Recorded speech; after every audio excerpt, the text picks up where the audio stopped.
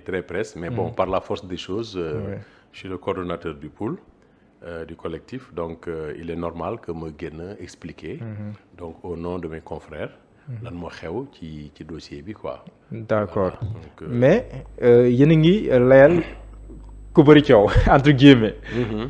Pas forcément au sens péjoratif du terme, mais koo xam ne nii lépp lu mu dugg. coow li def siy bari.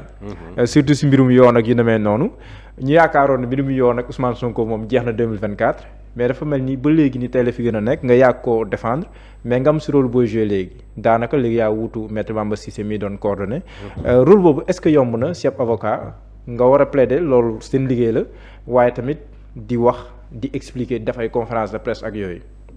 waaw c'est pas loolu nekkul loo xam ne lu yomb la déjà ay avocat rek nga je peux pas dire jiite parce que coordonnateur du jiite. Voilà coordonnateur comme le nom l'indique rek mooy fexe ba xalaat yi dëppoo waxtaan ñuy échanger ci sujets yi ba xam nu ñuy aborder sujets yi ak yooyu et avocat nag moom il est marqué par son indépendance. Avocat moom amul kenn yëlifu ko. Voilà donc même le bâtonnier de l'ordre des avocats suñu kilifa la d'une certaine manière il nous dirige mais du suñu patron. mënu la jox ay instructions ne la defal lii parce que l'avocat par nature dafa nekk quelqu'un d'indépendant donc boo nekkee nag di coordonner ñoo xam ne ils sont indépendants ëppale woo leen dara parce que ils sont avocats comme yow donc c'est pas toujours évident parce que parfois les idées s'entrechoquent ñëpp du ñu d'accord ci façon bi mais ñun dans notre collectif vraiment il y a pas ces problèmes là vraiment c'est un collectif composé d'avocats yoo xam ne ñu positif lañu. Ils sont réceptifs ku nekk da ngay wax li nga xalaat et puis ñu échanger et la bonne solution gars yi adopté ko sans trop de difficulté quoi donc jafe na mais jafewul bon maintenant après ça prend du temps effectivement. Défendre président Ousmane Sonko ndax yomb na. waaw défendre président Ousmane Sonko li tax mu jafe mooy amul fenn fu ñu ko toppee foo xam ne moo tooñ.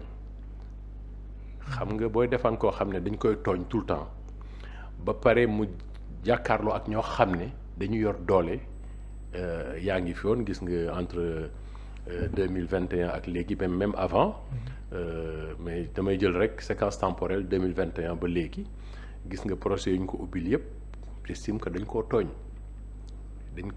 c'est des complots c'est des manigances ñu jël nag un appareil administratif un appareil judiciaire un appareil répressif les forces de sécurité yëpp mu nekk un rouleau compresseur contre jëmale ko ci Ousmane Sonko dans ces conditions défendre ko du yomb bu fekkoon ne dossier normal la rek ak kii y a aucun problème parce que sur le plan juridique ci wàllu yoon kese on a tous les arguments procès yi mu am yëpp pour mu génne ci sans problème du tout mais bon léegi les choses ont changé. waaw léegi mais bruit bi daf si bari chaque fois. loolu moom mais parce que ci nit ki la xam nga saa waay nag dafa am bayre bu ki la yor nag waaw ça c'est normal. xam nga et puis coow li dina ci bari parce que nekkul nit ku ordinaire pas dans le sens que c'est un surhomme. Mais nekkul un homme politique comme les autres. Parce que moom am na ay militants. am na ay partisans mais sénégalais yi ànd ak moom ñi ci ëpp sax duñu militant c'est-à-dire c'est des dafa nekk ñoo xam ne lu ñu mësul gis la dañu ko bëgg seen xol donc lu ko touché rek il faut que ça fasse du bruit lu ko touché rek il faut que ça fasse du bruit donc moom moo demee noonu daal parce que la preuve bu wootee meeting gis nga ni muy feesee mu woote na fi meeting le 8 mais avant le 8 sax meeting payant. Ouais, c'est vrai. loolu man mosuma ko dégg fenn ci àddina. ay militants yu ñëw di dem di assister meeting di fay seen xaalis. mu fees dell ba am ñu ne ci biti mënuñoo dugg di xultu. donc loolu ci dayo nit ki la rek quoi loolu nag yàlla moo koy def. yàlla moo koy def ci nit xam nga ku bugg noppalu da nga koy nangu rek. wuutu Maître Bamba Cissé yomb na. waaw bon enfin amul problème Bamba moom xam nga moom. C'est un homme de médias. Voilà donc bu fekkee ne ci liggéey bi rek la amul benn problème. Parce que Bamba li may def nii la doon def et puis bon c'est quelqu'un de très ouvert. moom am na de très respectueux donc boo ko magee dina la jox cëru mag, boo ko jiitoo ci profession bi dina la jox cër bi.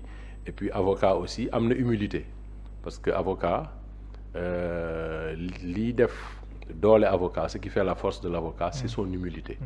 Voilà, di nga fi def 30 ans 40 ans gis koo xam ne 5 ans la def ngeen ñëw ci point de droit mu indil la loo xam ne yow xalaatoo ko woon. Donc loolu aussi Bamba am na ko. Donc ce qui fait que looloo tax ni mu ko doon diriger, y avait pas de problème. Man aussi c'est la même chose, hein. amul j'ai aucun problème avec mes confrères qui me font confiance, qui me respectent, jox ma cër man it ma delloo leen ko, amul benn problème. D'accord léegi nag maître ñu ñëw nag ci biir waxtaan bi dëggantaan balaa ñuy dugg sax ci mbirum dossier wu Ousmane Sonko Mame Mbaye Niang dafa am concept bu ñuy dégg. mu mel ni lu bees te lu bees. mais mu mel ni du lu bëri luy am bu nekkee sax mës na muy wàllum révision procès. C'est vrai que c'est prévu mais dafa mel ni bëriwul lu muy am. bu nekkee mës nga SMK tam di ñu ko wax lan mooy loolu ak dans quel cas. la ñu mën a njortee lu mel noonu ba du koy wax. D'accord alors révision xëy na mësul am Sénégal dans le sens où procédure bi dem na. ba aboutir ba ñu jël taxawal procès pour réviser. benn jugement wala benn arrêt bu ñu rendre. loolu moom mësul am par contre il y a eu des tentatives yoo xam ne qui ont été mu nekk tentatives yu avortées comme dans le cas de l'affaire des événements de 62. aussi ak le feu président Mamadou Dia. yal na ko yàlla yërëm te jéggal ko. Procédure bi aboutiroon parce que semble-t-il parce que là je n'ai pas d'éléments. mais dañ ma ko xamal parce que boo xoolee ci archives yi elles sont pas accessibles. donc mais il paraît que ça avait été déclaré irrecevable. À quel stade là? Est-ce que c'est au stade de la commission ou est-ce que c'est au stade de la Cour suprême? Je n'en sais rien mais li leer ba leer mooy procès boobu amaatul tëggaatuñ ko. donc ce qui fait que bii moo nar a nekk le premier cas de révision d'un procès. Je demande le premier cas parce que gisuma honnêtement luy tere ñu dem ci révision bi parce que li yoon prévoir yépp réunir na ci kawu président Ousmane Sonko pour ñu dem ci révision procès bi. Alors révision nag mooy voie de recours la bu extraordinaire xam nga voie de recours mooy bu ñu la àttee yoon may na la boo d'accordul ci li ñu la àtte nga dem jébbal cas bi ci tribunal attakaay bu gën a kawe mooy nga dem appel bu fekkee ne li ñu la àtte doyu la aussi mun nga dem ba cassation. Voilà donc foofu le recours yi yem maintenant ci biir cassation bi Cour suprême am na loo xam ne c'est interne à la Cour suprême mooy le rabat d'arrêt mais loolu beneen affaire la quoi. donc loolu décision bi Cour suprême rendre bu fekkee ne dafa am erreur de procédure il faut que mu am erreur de procédure bu boobaa Cour suprême yépp ay dajaloo ñu liñati ko xool ndax demande bi dinañ ko nangu wala déet loolu mooy rabat d'arrêt quoi. Alors révision nag beneen voie la boo xam ne du appel du cassation mais c'est une voie extraordinaire bu assez particulière boo xam ne la loi organique sur la Cour suprême moo ko organisé donc mu nekk loo xam ne nag balaa ñu ciy mun a dem day fekk ñu àtte cas bi ba nga xam ne def nañu recours yépp fi ñu ko mën a jébbal yépp jébbal nañ ko fa ba décision bi nekk décision bu définitive passée en force de chose jugée comme ni ñu koy waxee ñun ci suñu jargon mu nekk décision boo xam ne daal kenn mënatu ko attaquer fenn voilà comme lii daal ci décision Ousmane Sonko contre Mame Mbaye Niang parce que àtte nañ ko première instance àtte ko appel ci condition yoo xam ne bon ñëpp xam nañ ko bon on va pas y revenir parce que su jaaroon yoon ñu àtte ko normalement première instance dañ ko doon relaxer sans problème mais bon li am na ñu dem ba cassation aussi le pourvoi avait été rejeté enfin on a même cassé mais juste ci benn aspect mooy contrainte par corps bi parce que ñun ñoo ci suñu requête bi ñu adressé Cour suprême ñoo xamul Cour suprême ne ko les infractions commises par enfin la diffamation pour faire simple ça a été considéré comme une infraction politique en France comme au Sénégal et même Sénégal am na ci ay jurisprudence donc Cour suprême fekk si ñu ci point boobu. daal di casser mais dafa def lu ñuy wax cassation sans renvoi. parce que bu ñu casser dañ ko war a delloo jébbalaat ko beneen cour d'appel ñu àttewaat ko. mais bii dañ ko casser mais defuñu renvoi mais loolu ay détails techniques la yoo xam ne. duñ ci dugg. léegi nag révision nag donc day fekk mu nekk loo xam ne étape yooyu yëpp passé nañ ko voilà maintenant mais dafa am ay cas yuy tax ñu mën a ubbiwaat procès bi.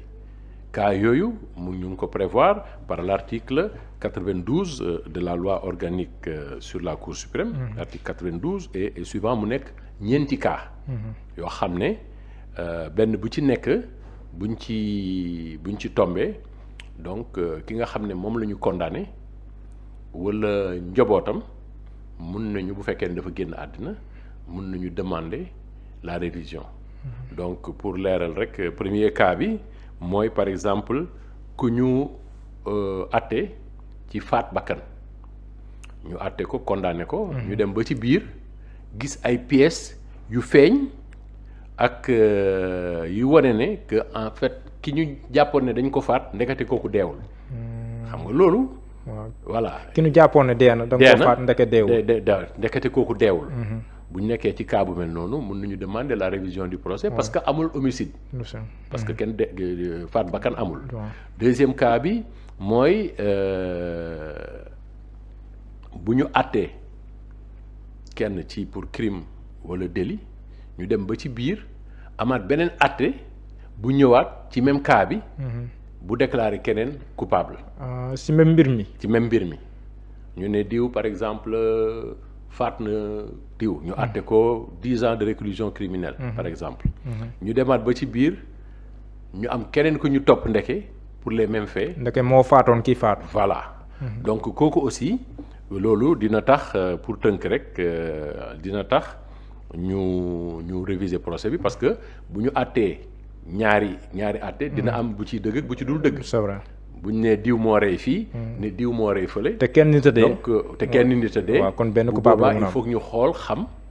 ñaar ñi su ñaar ñi kan moo ko ci rey. voilà loolu bu amee aussi kenn ci ki ñu condamné. mun na demander révision bi. troisième cas bi mooy koo xam ne dafa ñëw ci procès bi ñuy lay. mu ñëw nekk seede. mu nekk seede. maanaam par exemple tuumaal nit ki ba ñu condamné ko ñu dem ba ci biir gis ne kii kat doon seede ba nga xam ne ci seedeem la ñu sukkandiku pour condamner. ndekete moom dañ ko condamné nañ ko pour faux témoignage. mu nekk koo xam ne seedeem. kàddoom wérut. donc alors ñetti cas yooyu nag yi ma la si limal nii. bu fekkee ne ci lañ ne. ki nga xam ne moom lañ condamné. moom day. yoon may na ko mu saisir directement Cour suprême. moom directement. du jaar ci keneen. yoon may na aussi ministre de la justice bu ko yëgee. moom itamit mu saisir Cour suprême. d'accord mais li ci am solo daal li ñu war a retenir mooy ci ñetti cas yooyu ki nga xam ne moom la ñu condamné. mu bugg ñu àttewaat procès moom mooy saisir directement Cour suprême. d'accord quatrième cas bi nag mooy cas bi ñu concerné mooy bu fekkee ne dañu àtte nit ki bu condamné ko. comme c'est le cas du président Ousmane Sonko mu am lu bees lu yees walla mu am ay pièces yu feeñ yoo xam ne bi ñu koy àtte ñi ko doon àtte téyewuñu woon pièces yooyu. te mu nekk pièces yoo xam ne buñ ci sukkandikoo amaat na li ñu àtte woon xëy na duñ ko du doon demee noonu. voilà donc loolu nag ñun ci cas boobu la ñu nekk. voilà xam nga ki c'est malheureusement texte bi français lañ ko bind. waaw mais leer na xam nga boo ko buggee. non li nga wax leer na sax waaw li nga wax leer na. day xaw a jafe. non li nga expliqué kay leer na si ñeenti cas yëpp. voilà ñeenteelu cas bi.